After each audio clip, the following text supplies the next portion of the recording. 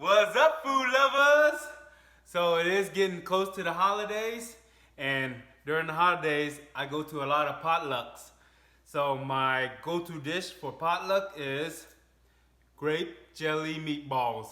So easy to make, so convenient to do, and it's very delicious. The kids love it, the adults love it. Towards the end of the night, it'll be all gone. So let me show you how to do it, my style.